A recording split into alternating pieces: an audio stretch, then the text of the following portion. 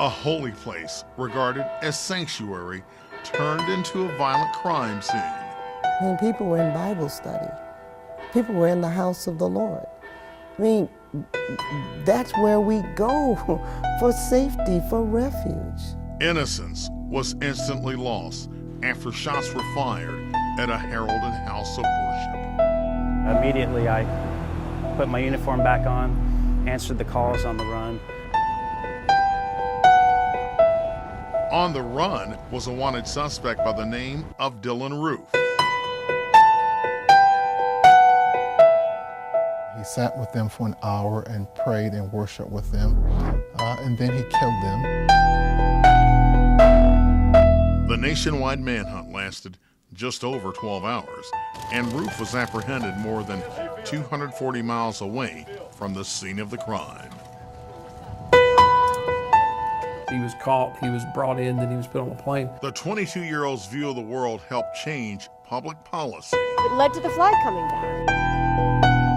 That was weeks after Charleston hosted a presidential visit, which helped the city keep cooler heads. We showed ourselves, and I think we showed the world, how when you're stricken with violence, how you can respond in a loving and positive way. Tall steeples, historic churches, and a community known for its faith all contribute to the nickname of Charleston being the Holy City. Hello and welcome, I'm Steve Crump.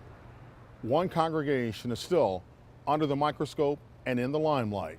The roots of Mother Emanuel AME go back to 19th century slavery. It was a force to be reckoned with during the Civil Rights Movement, and in recent years played a role in the Black Lives Matter effort. On a night reserved for worship came the elements of hatred, violence, and death. People still making sense of it here in coastal South Carolina and elsewhere are in search of hope and healing 1 year after the Mother Emanuel massacre. The curious remain attracted to this very famous place of worship. Looking inward is a profound journey carried out by returning admirers and first-time visitors. Memorable moments come from cameras in hand and personal prayers held deeply in their hearts. I'm inspired when I see visitors from both far and near just come to show their love, to say, I cared, I'm praying for you. Mother Emanuel, African Methodist Episcopal Church, will be forever known as the locale where intentional racially charged gun violence quickly wiped out the lives of 9 people on a sultry Charleston night. Such a constant outpouring of concern has turned this church into a shrine of purposeful soul searching. My first priority is my congregation. We must believe and be able to hope against hope for a brighter day and a brighter tomorrow. Dr. Betty Deese Clark unexpectedly found herself filling treasured shoes some 6 months after Reverend Clemente Pinckney was gunned down in the church he called home. I've never had to pastor under these conditions before, but every church has its challenges. Challenges seen and unseen shock everyone in a matter of seconds during a Wednesday night of Bible study. Investigators from the very beginning called it a planned act of hate on the evening of June 17, 2015. Moments after, dozens of bullets were deliberately sprayed across the lower level of the church, blaring sirens, flashing lights, and scores of first responders all blanketed 110 Calhoun Street. Rich Robinson rushed here with a sense of unbridled urgency. He's with a support group called Coastal Crisis Chaplaincy. My phone immediately started blowing up. I had a text on there mentioning that there's an active shooter and that there were possibly victims. My mom was actually the one who was leading the Bible study. Denise Quarles often wears the face of her slain mother, Myra Thompson. I was able to see a Snapchat of moments before the shooting, and I could hear her voice, and she was really into that Bible study lesson that night. All units responding 110 Calhoun Street.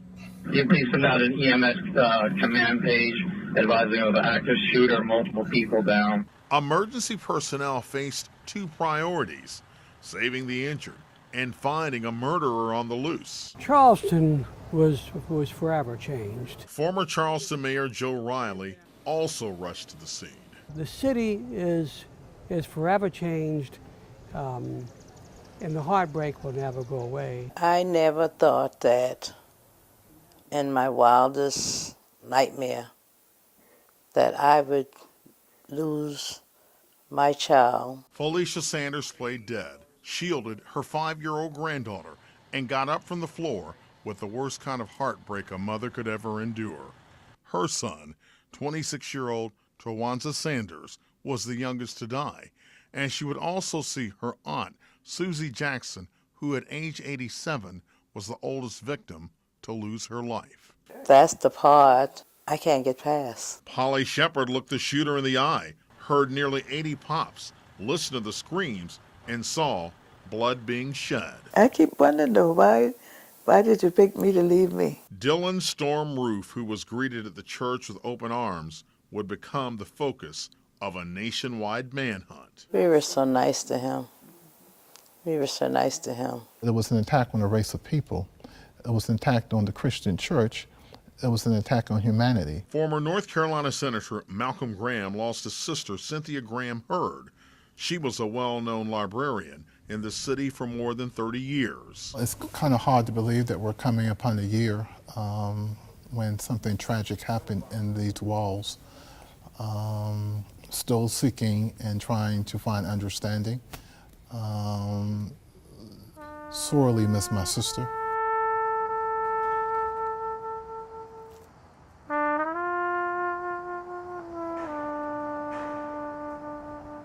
Grief is still a raw and very somber emotion. Charlton Singleton wrestles with the pain as well. He's a member of the AME faith, and this jazz trumpeter is known in many circles as the city's music man. Somebody knows somebody that goes to this church, or somebody knows somebody that goes to that other church. So it's not a whole lot of degrees of separation. So you felt like that happened at my church, or you felt like I know that person because that's the good friend of my sister's good friend. And you sort of just know everybody like that. Who did you know? I knew the pastor, Reverend Pinckney. Reverend Clemente Pinckney was Mother Emanuel's heart and soul.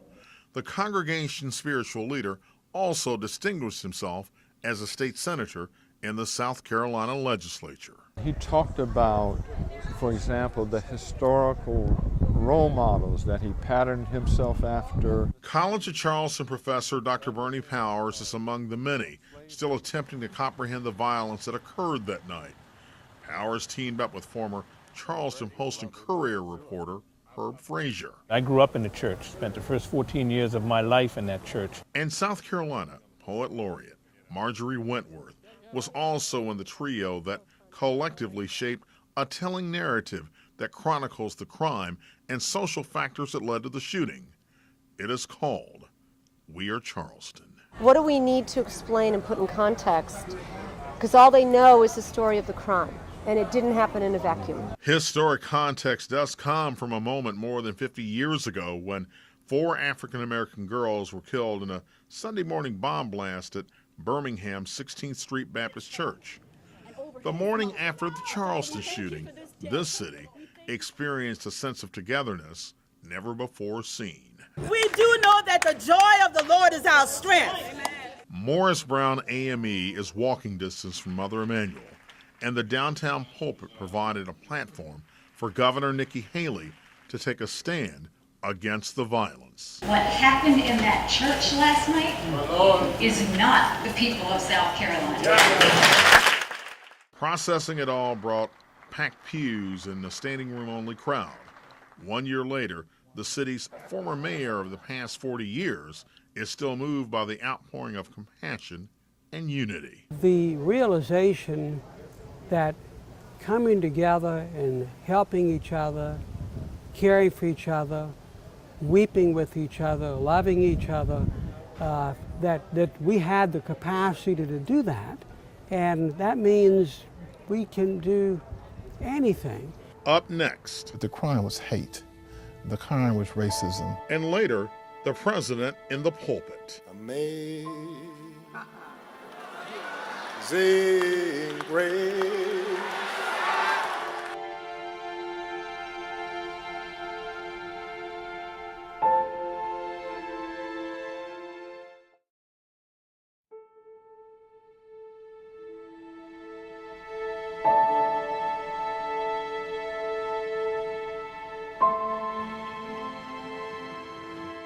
Tucked away in the heart of South Carolina's Midlands is the town of Eastover.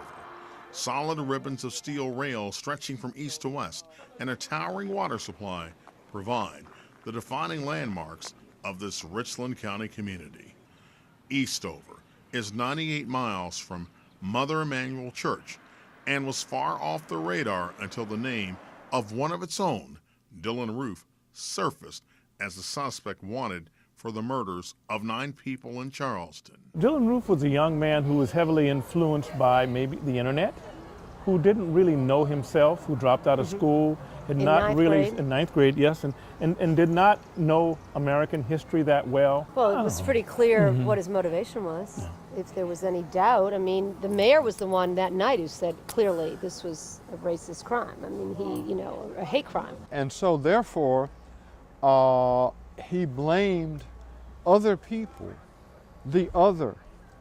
those aliens, those people who are different, for the problems that America presently faces. When you hear the name Dylan Roof, what do you think? I think nothing. I don't give him any thought at all. Malcolm Graham, who buried his sister Cynthia Graham Hurd 10 days after the shooting, says homicide was just one element of a more egregious act. The crime was hate. The crime was racism. The crime was discrimination. And that is what needs to go on trial. Roof, according to investigators, most likely headed out of Charleston west on Interstate 26 and was the focus of a national manhunt.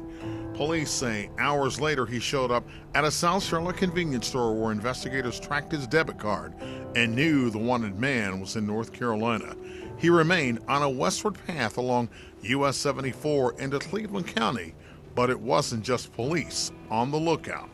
A lady called a friend of mine and said that she was behind the car matching the description of the Charleston killer. I seen the back of the car, I seen the license plate tag, and I seen the front tag on it that I had seen on the news earlier, and I noticed the boy's hair cut. After IDing the matching suspect and vehicle description, Debbie Dills called her boss Todd Frady in Kings Mountain at the flower shop where she worked. Quickly got on the phone to the police and notified them. They stayed with us the whole time. So I followed him and I caught up with him in Shelby. I think she did a wonderful job, and it's a good example of how the citizens are both our eyes and ears. Within minutes, Shelby police officers were on Roof's rear bumper and took him down without incident. I made it to the scene right after the arrest was made. We make the phone call to Charleston, and we notify them that, hey, we've got him. Chief Jeff Ledford and his command staff said the pieces quickly fell in place to send the wanted suspect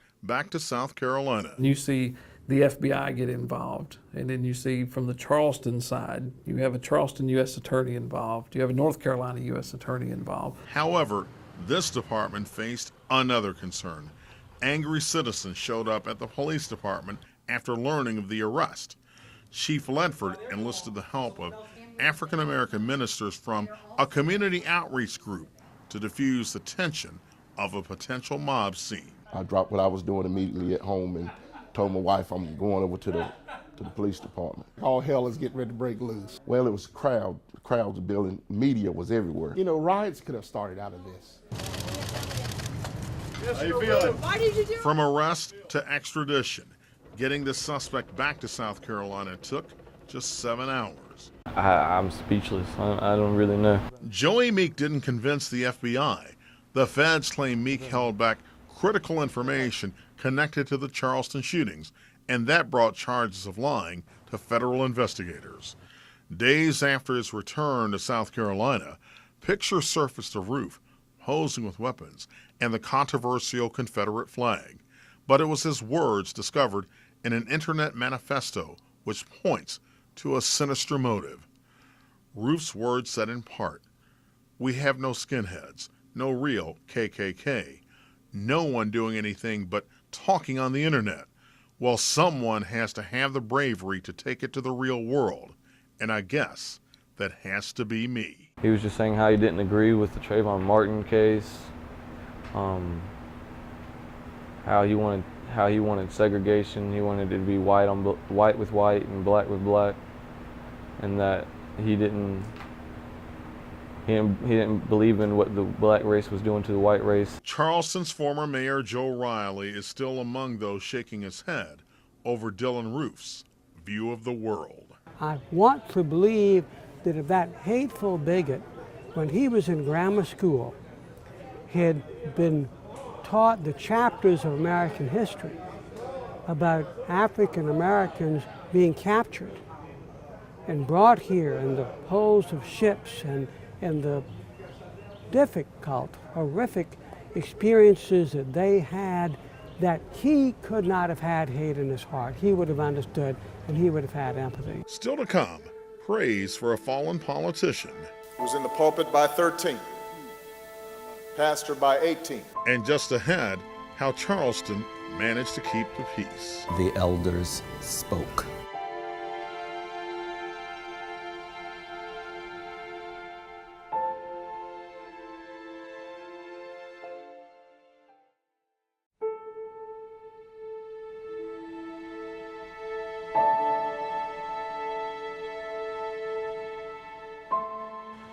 Hours into the investigation, questions surfaced regarding how this town could maintain its peace.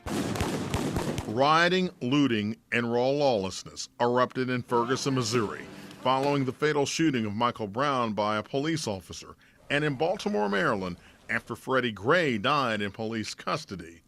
With the deaths of 9 African Americans targeted because of the color of their skin, how did Charleston manage to keep its cool? The elders spoke, and they spoke to their children, their grandchildren, and reminded them of the history of what many of black people have gone through, black and white people. Renowned South Carolina native Jonathan Green has invested a career by creating vibrant and tranquil images portraying life around the so-called Holy City. And the objective of pursuing racial justice has been an ongoing quest in the Low Country. If you destroy your city, what are you going to have? Everybody else gets to go home but you. Peaceful protests are woven into the fabric of this community. One of the most famous demonstrations is the 1969 hospital workers' strike. It happened months after the murder of Dr. Martin Luther King Jr. and was the first time his widow Coretta publicly carried out her late husband's passion for equality.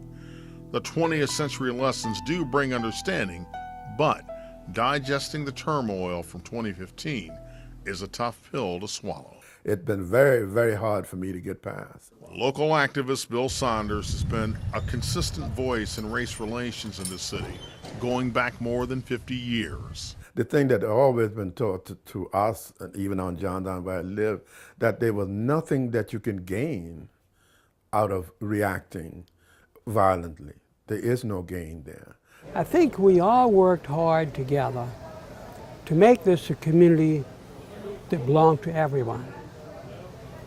And you know, you don't set a fire in your own home if you're angry. While the focus was squarely on Dylan Roof when he faced the judge, it was the words from grieving families that moved hearts. Tawanza was my hero, but as we said in Bible study, we enjoyed you, but may God have mercy on you. Felicia Sanders saw bullets from a gun barrel and the lives of her son, Tawanza Sanders, and aunt, Susie Jackson.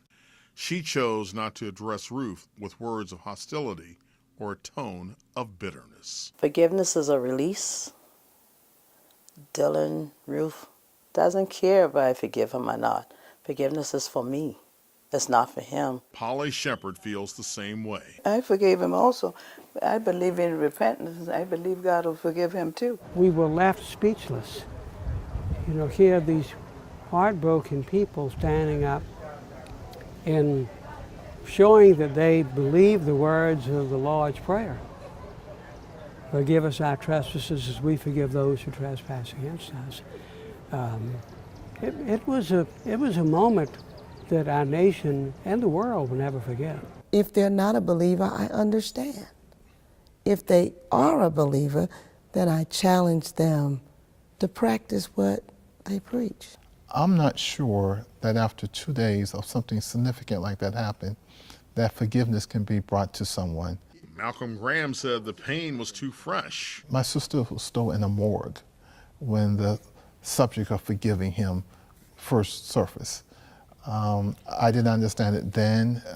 I don't understand it now. We've had some really unfortunate mishaps, and it has affected the community. Jonathan Green recalls the 1968 Orangeburg Massacre, when 3 African-American students from South Carolina State University were fatally shot by members of the State Highway Patrol as they attempted to integrate a whites-only bowling alley.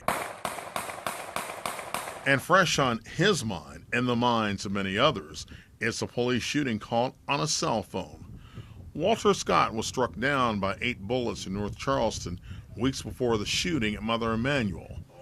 Former officer Michael Slager has been charged in his death and is still awaiting trial. That case clearly showed the community chose a measured response to remain civil.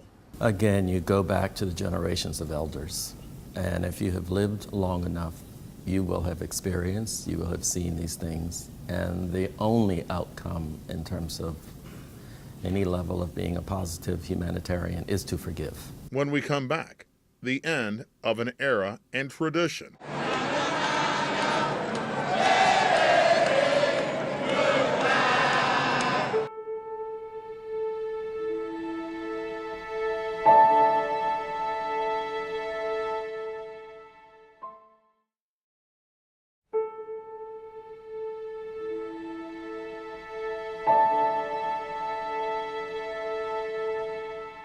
Welcome back. Carrying out 9 different funerals connected to the same horrific crime over a span of several weeks is a heavy burden for any community.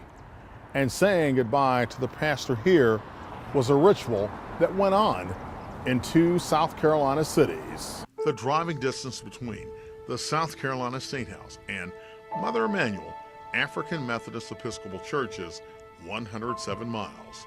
And days after Senator Clemente Pinckney was slain in his house of worship, thousands lined up at the Capitol grounds to pay their final respects.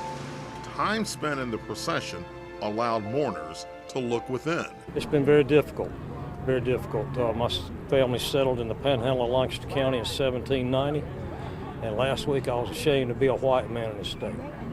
Why? Because I just feel bad about the message that's been sent all this time. In the crowd of those who grieved were 2 former governors, Republican David Beasley and Democrat Jim Hodges. This is a chance for us all to be unified as South Carolinians. He was elected in the House when I was governor, and he served in the House and the Senate when Governor Hodges was governor. We both know him well, and he was just a remarkable South Carolinian. The next day in Charleston, the minister, whose friends affectionately called him Clem, would go through the open doors of the church he pastored one final time. People are still in shock, you know, but I think right now people need to lean on their faith and use their faith to get them through this. One morning later, on the day of his burial, thousands more would fill the streets of this city as a way of paying tribute to a slain state senator. And many were turned away, hoping to gain access to be part of a historic moment.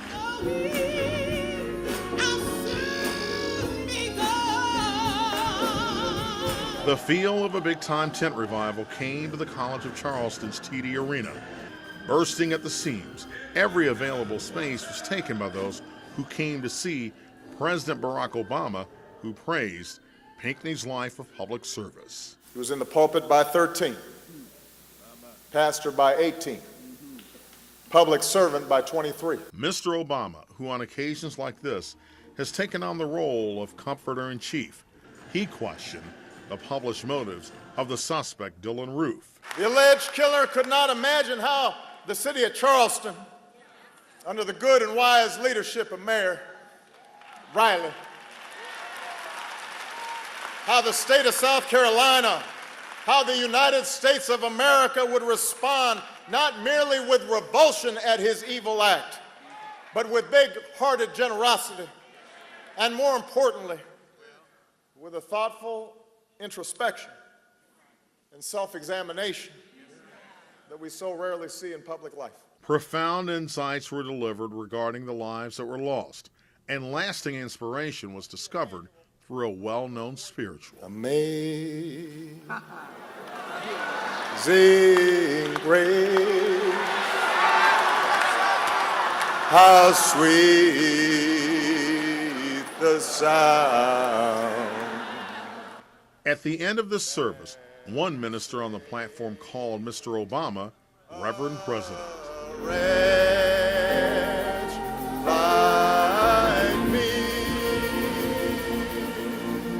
We gave each other a warm embrace.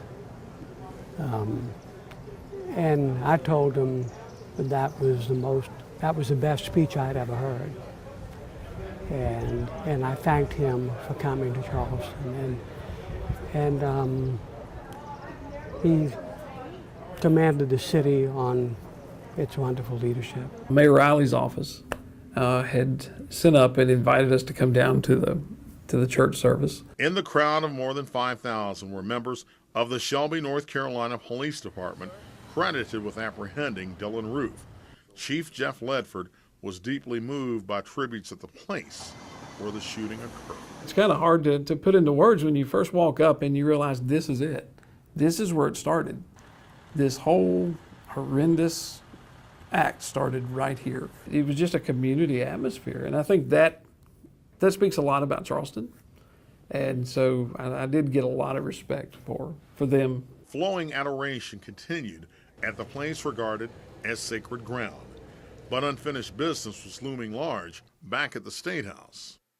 I'm sorry, I have heard enough about heritage. I have a heritage. I am a lifelong South Carolinian. I am a descendant of Jefferson Davis, okay?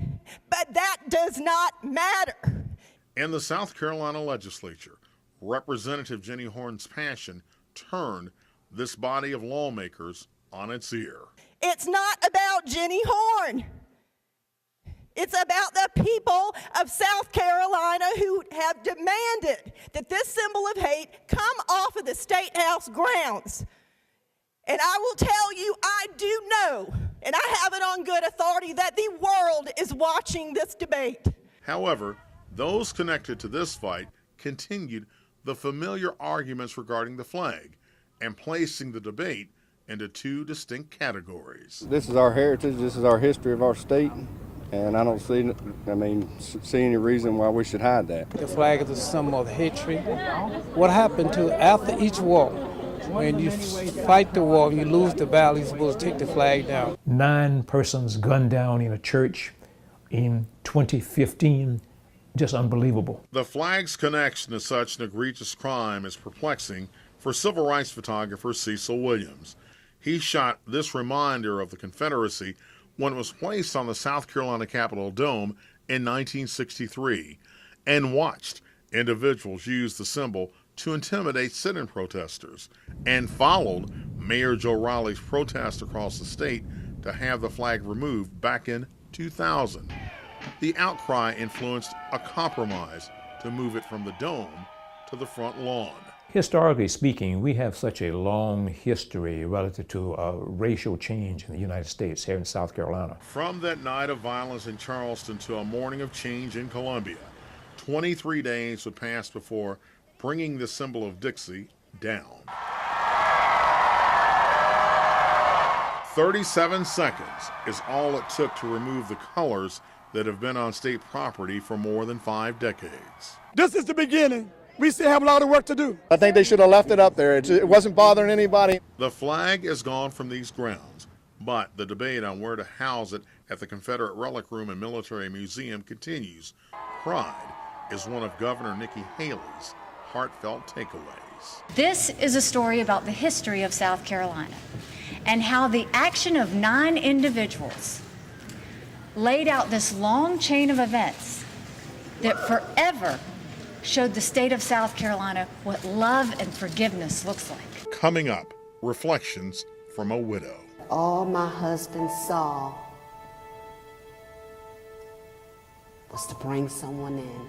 And later, we return to Wednesday night Bible study.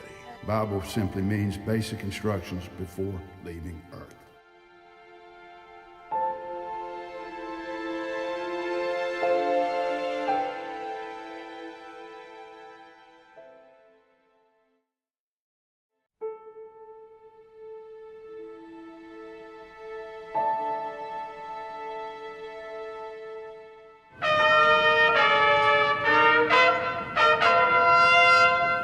Acknowledging the lives lost at Mother Emanuel was the centerpiece of this year's Spring Gala, sponsored by Charlotte's Johnson C. Smith University during the college's 8th annual Arc of Triumph Ball. This event brought together families impacted by such a horrific crime who came to the Carolinas' largest city to be part of an elegant evening. To our recipients of the Arc of Triumph Award, thank you. Thank you for allowing us to honor you and your loved ones. Losing Daniel Simmons has his daughter, Roseanne, fully engaged in an exercise of self-examination. It demands that we look inside of us as people to actually know our own hearts and how we feel about our fellow man. 1 year later, Myra Singleton Thompson's husband, Anthony, still searches for healing and inner peace that will last. All the pain is definitely still here. You know, we just really haven't had time to grieve or mourn, to tell you the truth. Representing the family of Reverend Dr. Payne Middleton, Doctor, Ms. Grayson, Doctor.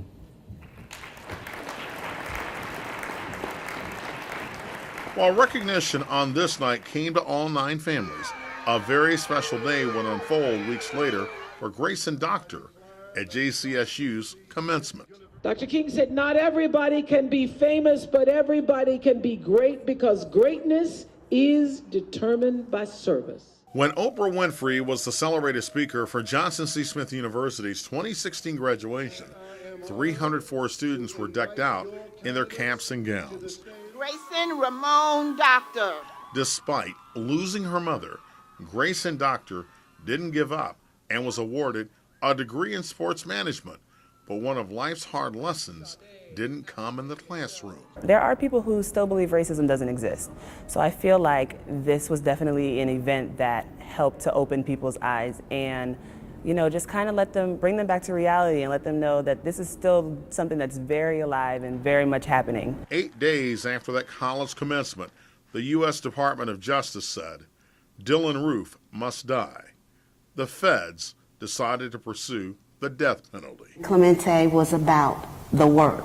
Clemente was about the people. Another North Carolina college campus also attempted to make sense out of what happened in Charleston.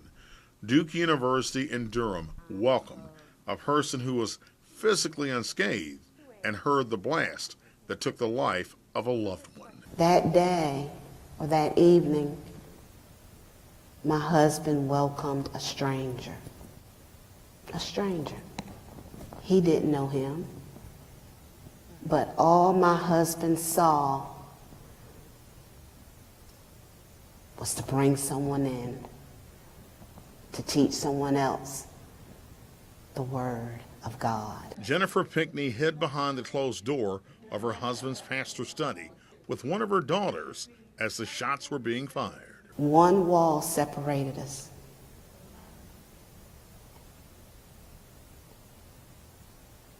And what people don't know, some people don't know, bullets came through that wall. And another thing that people don't know, is that before he left, talking about the shooter, he tried to get into that room. She survives on grace and gratitude. God is going to be with us. God is going to carry us through. And I always want to say, and I want to thank everyone from the bottom of my heart for all the love and support that was displayed to me and my family and the other victims. I miss him. The girls miss their father. But we'll never forget. He'll always be with us. And that's what I teach those girls. Your daddy will always be with you, as God will be with all of us. After the break, honoring sacrifice and hardship.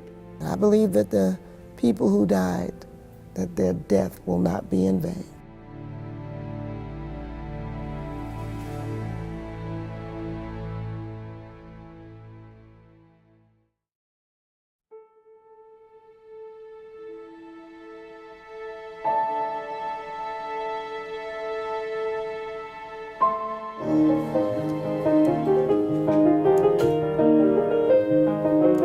Inside the very room where 9 people were killed because of the color of their skin, Amen. diversity is openly embraced. We thank you for how you blessed us all day long. Wednesday night Bible study is again part of the scheduled events at Mother Emanuel, but a police squad car now sits outside of the door that caught Dylan Roof's image on camera. Will you take the bread? And will you break it? Acts of faith are intentionally designed to ease any levels of fear. Bible simply means basic instructions before leaving earth. Overcoming sorrow means church members continue to welcome strangers here with open arms, just like they did on the night of the massacre. In 2016, the gathering is larger and resembles a melting pot. Lewis Lee is among the new faces. Color, race, ethnic background, income should have nothing to do with the experience that we have here. It's here to learn God's Word and how we can apply it in our daily lives to make this world a better place. A framed Jonathan Green print adds more color to this harmonious backdrop. The Low Country artist embraces Mother Emanuel's strength to carry on. We live in a holy city.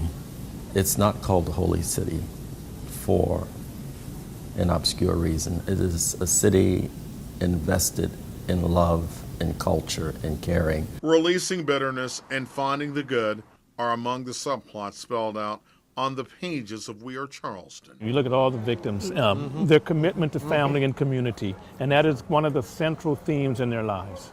So people need to take heart that service to their families, service to their communities, that will keep these legacies moving forward in the future. First responders called here that night say the people of this city are seeking common ground. It's a living hope, and the hope is through each day taking a step, first in faith, and then second, together, hand in hand. Survivors who were in this space on that night also feel the same. And that's the way we should be all the time. We should love each other. That's love. But we shouldn't have to have this happen to bring us together. Remembering the 9 means offering symbols detailing their sacrifice that will be idolized in bricks and mortar when the city of Charleston opens a new African American museum. It will honor the 9 precious people whose lives were taken, to have a museum on a sacred site. It is that kind of validation, underscoring the importance of always remembering and taking to heart the age-old phrase of never again. I believe that the people who died, that their death will not be in vain, but we'll be a better society because we would have looked at ourselves, examined ourselves, and see that we can be better than we are and better than we were. In many ways, this congregation is in a state of recovery. Here in the Low Country, A sense of resolve will be put to a mighty test when Dylan Roof goes to trial and faces 9 counts of murder. Tender wounds will be touched again. Those impacted by the crime are now trying to find the balance between seeking justice and turning the other cheek.